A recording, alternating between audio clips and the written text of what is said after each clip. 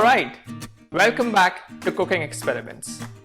Today we're going to do something slightly different than what we've seen so far, and we're calling it Cooking Experiments Impromptu. So what's that all about? It means we're going to get some of the basic ingredients that we found at home and make something all in one take, almost like an impromptu shot to make something up. Okay, enough talking. What is it that we are making? We're going to make some banana blueberry orange cake. So I've got all the ingredients over here. Let's go through each one of them and then put it in the oven. So we've got about half a cup of vegetable oil. You can also substitute that with butter. We've got 1 cup of sugar. You've got about 1/4 cup of whole milk. You've got 2 eggs, slightly beaten, not much. We've got some vanilla essence. We've got 1 cup and 3/4 cup of self-raising flour, some salt, some baking soda. And now for the fruits, we've got some bananas. We've got some blueberries, either frozen or fresh ones. And we've got some zest of orange. So let's put everything together, see what comes out. And then once it's ready, we'll put it in the oven. Right, so first we're going to take the sugar and add that and follow that with some oil.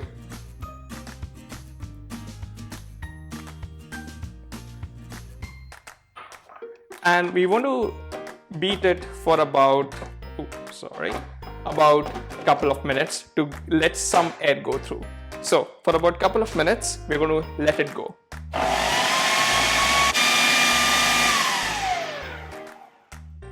Okay, we can see it's become slightly crystalline and slightly sparkly, which is telling me it's just about ready. So I'm going to remove the top part and add some milk to it. It's about 1/4 cup of milk, so not too much. And then we'll also add, let's say, about a tablespoon of, or maybe a teaspoon of some vanilla essence. Okay, let's give it a little quick whisk. So I'm going to use the pulse function in this case.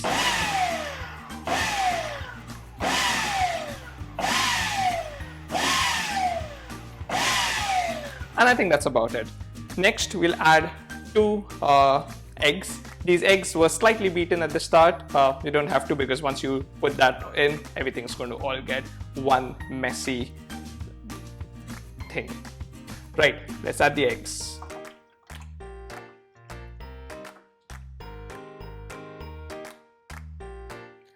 And let's let it go for a spin again.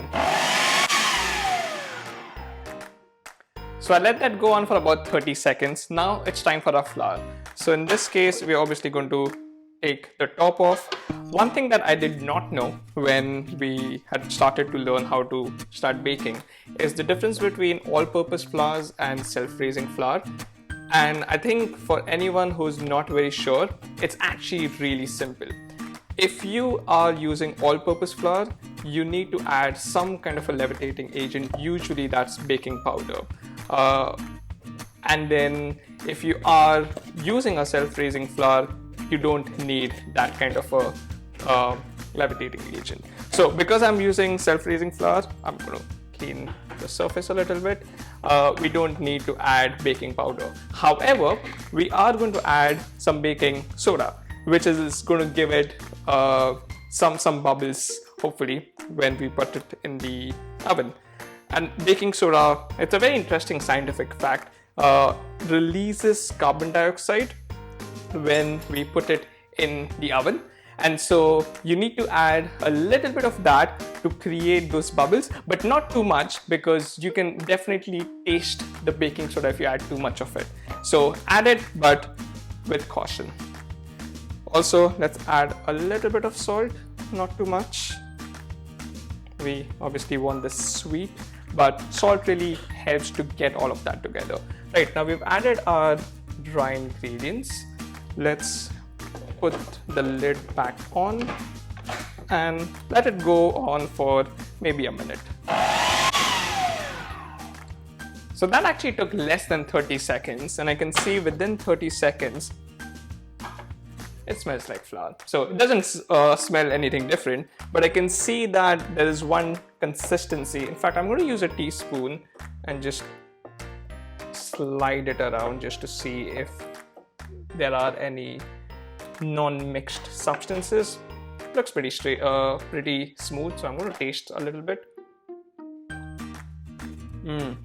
Like it a lot. So let's add the main ingredients, the show stars, as maybe we would call it. So I've got some bananas. Let's talk about bananas a little bit. The riper they are, the better they are for this.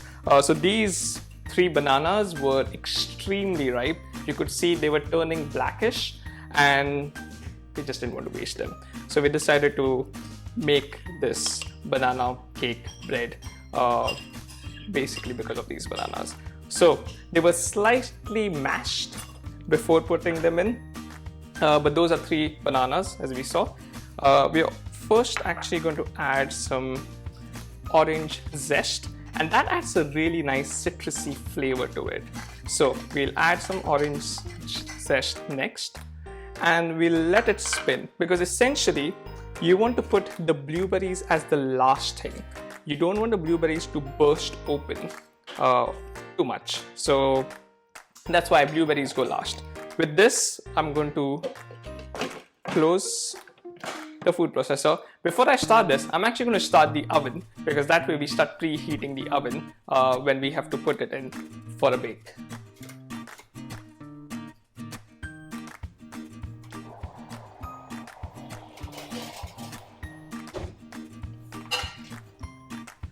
Right, we've got the oven which is kept for preheating for about 200 degrees Celsius. Let's give this one more quick mix. And at this point, we're pretty much done. The only thing remaining is blueberries. Now I'm using frozen blueberries. You can easily use frozen or fresh ones. Once we put the blueberries in, it's going to add a lot of flavor and a lot of taste. So, the star performer of the show. I can see that some of it has, I love the contrast that the blueberry adds. So, that's the blueberries in. And this time around, I'm going to be extremely gentle, maybe pulse it for less than a couple of seconds, because we don't want too much of blueberries getting mixed.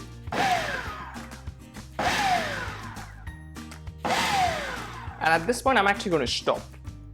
So let's take our mixed substance out. I don't know what that's called. Is it called a dough? It looks very wet for a dough. Well, we'll call it a wet dough. And we'll also take this guy out. Haven't really taken this out live on cam first before, so let's see how that goes. Okay, now I put some oil all over the surface, and I'm just going to pour this into the oil.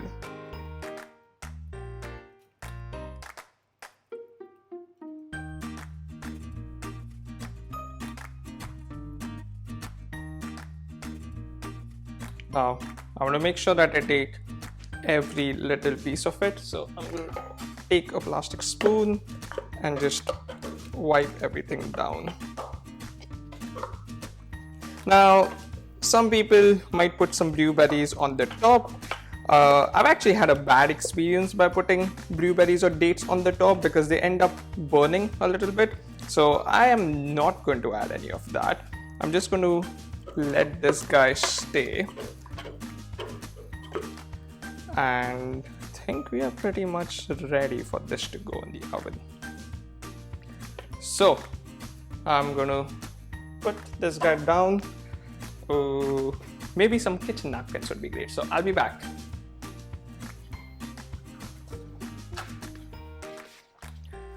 All right, back with my kitchen napkin.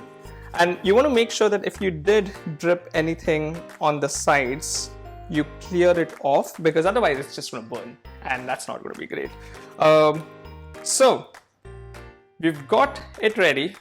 I'm going to put it in the oven for about 45 minutes at 180 degrees Celsius. So see you in 45 minutes. In the meanwhile, this is going in the oven. Alright, and just like that, the 45 minutes are done. So we're going to see what happened to our wet dough, which I was told is called a batter, apparently. It's been in the oven for the last 45 minutes, so I'm going to go and take it out. Oh, that does look really good. And the color is exactly what I was hoping. So let's get it out. There you go. A delicious banana blueberry cake with some orange zest. Now, it's not ready yet. What we need to do is do the knife test. I'm going to poke the knife in and see if it comes out without any stickiness to it. Perfect. All looks good. So we are ready for the cake to be cooled down. Now, since this was in the oven for 50 minutes, we want to keep it to cool down completely before we can dig in and enjoy this. It's really difficult to not dig in right now. But in about 20 minutes, we'll cut this cake and enjoy it. I hope you enjoyed this particular episode. Goodbye for now.